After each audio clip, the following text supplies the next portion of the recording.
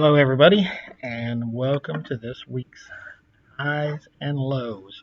I am the Commissioner, and I know that I have been absent, but things have been crazy. Haven't been able to really put the time into doing the videos like I have in the past, but I am back this week. I know I've had a long hiatus, and you probably think I'm avoiding talking about it because I am. Yes, I know I am 0 and 10. But for those of you the uneducated ones, you don't realize that I am trying for the perfect season. So when you have me on your schedule, hey, there you go. Except Tony, of course. I'm playing Tony next week, and I have the preview is for me to beat him right now. I don't know if he set his lineup yet or not, but that's the case. And I got to look at mine too. I haven't set it yet. But anyway, it's good to be back. Just wanted to go over and quickly just talk about some great things going around the league. Number one, always got to talk about the Chiefs. They've had a rough go of it this year. Came back in stellar fashion, put the spank on the Raiders, and now are standing atop their division, which is not a very good division right now, but still we're at the top. So all the experts were saying we were probably going to come in last, but it's not over. We still got a long way to go. But that was a great game. Um, but it's typical Chiefs fashion. They got back into their style. But this year's been kind of weird, man. There's been all kinds of weird games, weird things. There's a lot of drop passes in the league this year. So a lot of strange things going on, but still good football to watch.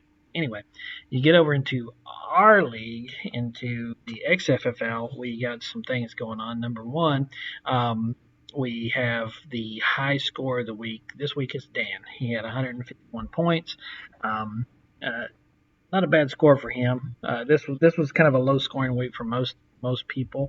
I think him being 151. I think the scores were like somewhere between 135 and 151, with a few outliers. And then of course one of the outliers is the dead ass last. You take a look there at Milt. Woo, man, 50 points. That's his starters. And as John pointed out in one of his posts earlier, that I think he scored like only 62 points on his whole team, bench and everything. So that's crazy. But it still hasn't affected things for him standing wise. He's still top of his division, as you can see over this way here. We have our standings up, and for the AFC West, you got Wookiees leading the way. You've got Big Blue Wrecking Crew, which has not shut up this morning about being in first place. Oh my God. Some people act like you've been there before. Keep it in check, son. And then you've got the NFC East with Bo and the NFC West with Dirty Birds leading the way in that conference. And so with that, one of the things I do want to talk about over here with Eliminator, it's got two names. That doesn't mean you guys were eliminated. Those are the only two names that are left. So, John and Troy, you guys are going to be battling it out this week to see who gets to be the Eliminator champion. So, let's go ahead and now that we've seen that, I'm going to show you the current playoff bracket. I know you guys are probably interested in how this is all going to shake out. So, all right. So, as you can see right now, over on the AFC side, you've got Big Blue Wrecking Crew. They currently have the number one seed in that conference, and currently have the the bye week going into the playoffs, which means that would be Bourbon Barons playing against Wookie if things don't change. And then over on the NFC side, you got Dirty Birds getting the bye with Tennessee Biggins and East Tennessee Wild playing off in the wild card round.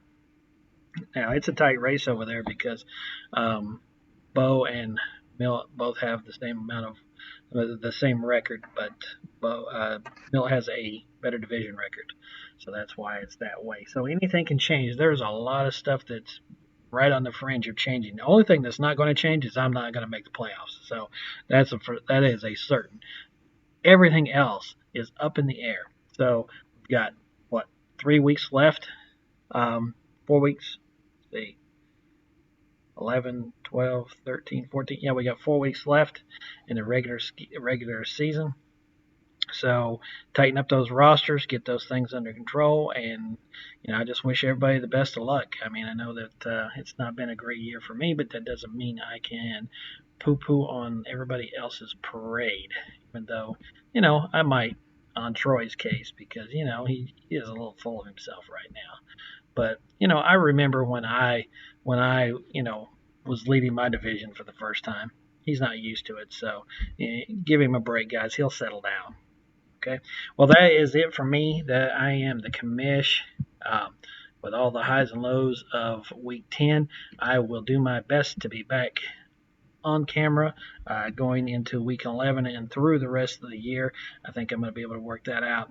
But anyway, thanks for those of you that have posted on the Facebook page, on the league page.